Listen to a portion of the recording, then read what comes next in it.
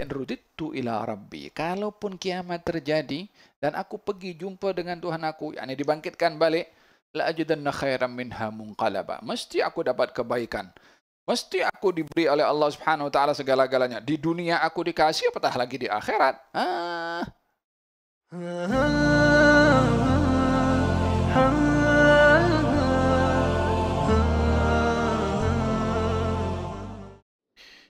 Wa idza tutla alaihim ayatuna. Ini ayat tanda kauniyah ya, sifat alam. Yang kedua, ayat yang sifatnya adalah yang dibaca, yaitu wahyu-wahyu atau firman yang diturunkan oleh Allah kepada para anbiya melalui Jibril.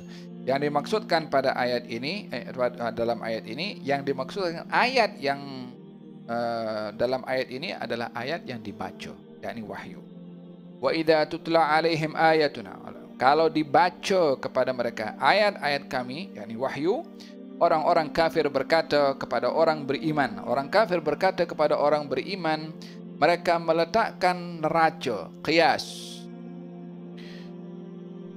Walihada dikatakan al-hukmu ala syai'i far'un an tasawwurihi. Menghukum sesuatu itu, penilaian terhadap sesuatu bergantung kepada tasawurnya, persepsinya, baru hukum. Ada gambaran dulu, ada pemahaman dulu, ada persepsi dulu, baru hukum. Mereka orang-orang kafir meletakkan persepsi bahwasanya kesenangan ada kepada dunia. Mereka meletakkan bahwasanya kebahagiaan ada kepada kebendaan. Mereka meletakkan kenyamanan ada kepada material. Oleh sebab itu, mereka ketika berjumpa dengan orang-orang mukmin yang beriman kepada baginda Rasulullah, yang majority daripada mereka orang-orang yang susah, yang bekas hamba sahaya, yang miskin, yang tak punya apa-apa, yang tak berjawatan, orang-orang susah yang ikut baginda Rasulullah SAW, yang beriman kepada baginda Rasulullah, kata mereka mengatakan, kalau kamu betul dalam keadaan yang benar, maka kamu tak akan susah. Tengok aku, kaya, duit ada, bangsawan, punya berbagai macam onta, ya kan, macam sekarang lah.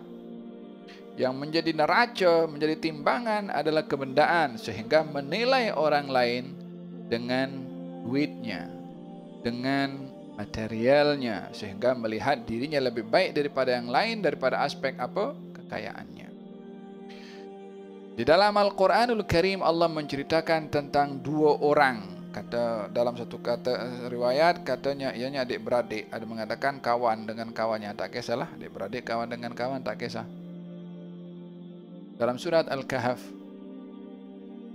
mereka bertemu satu dengan yang lain. Yang satu kaya, yang satu miskin. Yang kaya bawa yang miskin. Bagaimana? Pergi dia punya kebun. Katanya, fadakhala jannatahu wa huwa zalimun li nafsihi qala ma adhunnu an tabida hadhihi abada. Wa ma adhunnu sa'ata qa'imatan wa la in rudittu ila rabbi la ajidanna khairan minha qalaba. Coba tengok, aku punya kebun nih, dibagi tahu kepada yang miskin. Tengok kebun aku nih. Nampak ada kebun kurma, kebun anggur, ada walhasil cantik, airnya pun mengalir di kanan kiri. Melihat nikmat itu yang diberikan oleh Allah, dia lupa kepada Allah. Tertipu dengan kenikmatannya, dengan indahnya tanamannya, dan juga hasil yang sudah dikira mengikut dia punya otak. Berapa untung aku dapat nih, aku letak saham kali ini sekian, mesti sekian peratus nih, 3 bilion aku dapat ini. Otak jalan nak kira duit. Apa dia kata? Ma'adhunnu an tabida hadhihi abada. Ini harta aku tak mungkin habis. Dia pun pikir juga, katanya ada hari kiamat. Kalau hari kiamat, harta aku habis nanti. Dia kata, wa ma'adhunnu sa'ata qa'imatan. Kiamat pun tak jadi juga. Macam dia yang Tuhan kasih kiamat, ada kiamat.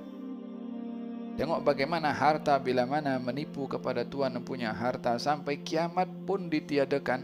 Dia nak tipu dirinya sendiri, tak nak percaya ada kiamat walaupun dia tahu kiamat akan terjadi. Pasal apa? Dia pikir kalau kiamat hartaku rosak, aku tak mau hartaku rosak. Dia pun terfikir sekali lagi, kalau kiamat juga jadi macam mana? Rosak harta aku. Dia tak mau. Wala in rudittu ila rabbi. Kalaupun kiamat terjadi dan aku pergi jumpa dengan Tuhan aku, yakni dibangkitkan balik, la ajidanna khairan minha munqalaba. Mesti aku dapat kebaikan. Mesti aku diberi oleh Allah Subhanahu wa taala segala-galanya. Di dunia aku dikasih, apatah lagi di akhirat. Sudahlah kufur dengan nikmatnya Allah, tidak berterima kasih kepada Allah, sombong ketika masuk ke kebunnya tadi, menghina kepada orang yang miskin di bawah bersamanya. Dia pun mengatakan, kalau sudah mengatakan hari kiamat tak mungkin terjadi, kufur kepada rukun iman. Lebih daripada itu, kalaupun terjadi aku balik, mesti Allah sayang aku. Kata orang kepala otak awak, nak sayang macam mana? Macam mana nak sayang dengan sikap yang seperti ini? Macam mana boleh berfikir dia mendapatkan sayang dengan sikap yang kurang hajar kepada Allah Subhanahu wa taala?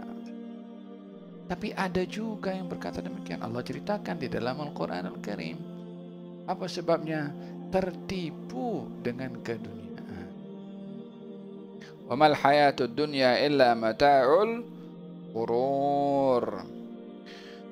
Ini perumpamaan yang diberikan oleh Allah Subhanahu wa taala dalam Al-Qur'anul Karim. Maka ketika dia lalu di kebunnya, Allah binasakan. Kormanya, pokok kormanya jadi tumbang, pokok anggurnya pun tumbang, airnya pun jadi kering, tanaman-tanaman yang lain jadi rosak.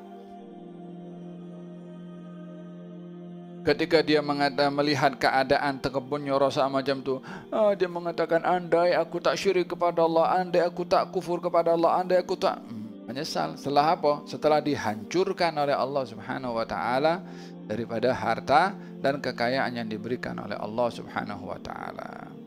Idan